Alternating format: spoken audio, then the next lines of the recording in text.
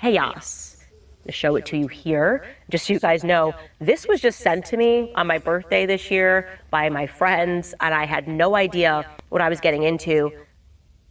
Honestly, you guys, my brain is melted. I don't know what is what in American society, but I do know that the people in our government are in fact evil. It is called Chaos, and the subheading is Charles Manson, the CIA, and the Secret History of the 60s. It was written by Tom O'Neill, and I'm going to very briefly tell you how the story sets up because it's impressive.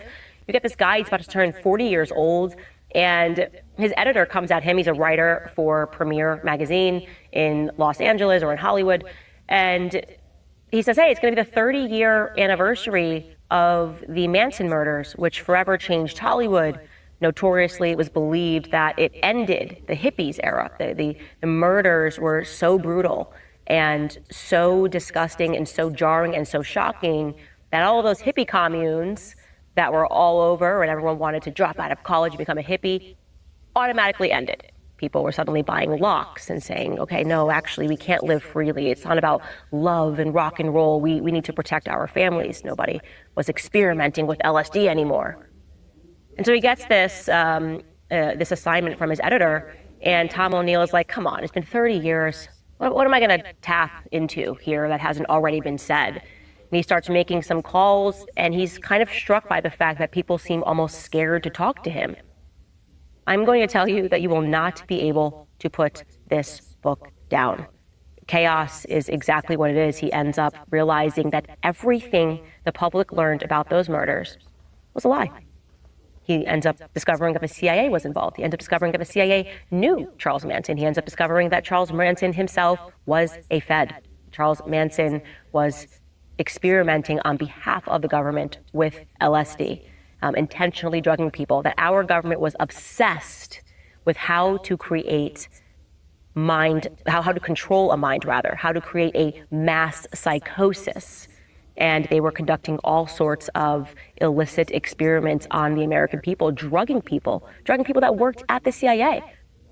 This also brings us to MK We have discussed this before. You know, the idea that the government is involved in drugging people in an effort to control them. They say MK ended. He talks all about MK. Well, do you think it's ended? Me? No, I don't. Not after the things that Ye told me. Not after reading the text messages that were sent to him from who he says was his quote unquote handler.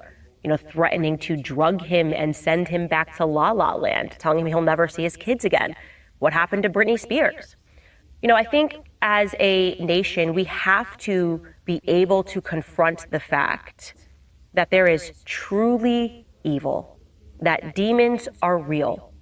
There is no way we can arm ourselves against this sort of an evil if we're not even able to acknowledge it, because it is scary. I'm telling you, when I was reading this book, I don't think I've read a book that quickly since the last Harry Potter came out.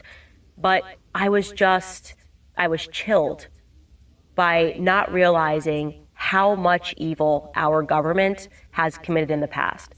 But then I felt certain of the fact that this spiritual draw that I was feeling, which I would say really, really wanting to lean into my faith, that journey kind of began for me for the last year and a half. I knew that this was the way, this is the only way. We cannot fight demons unless we are willing to acknowledge that they are demons. So I beg of you, get your hands on this book, read it, confront it, and do not read it and walk away from it saddened or feeling like, oh my gosh, what are we going to do? What if our government really is this evil? Walk away from it being assured that we already know how this book ends. In the end, goodness wins. That's the truth. In the end, God wins.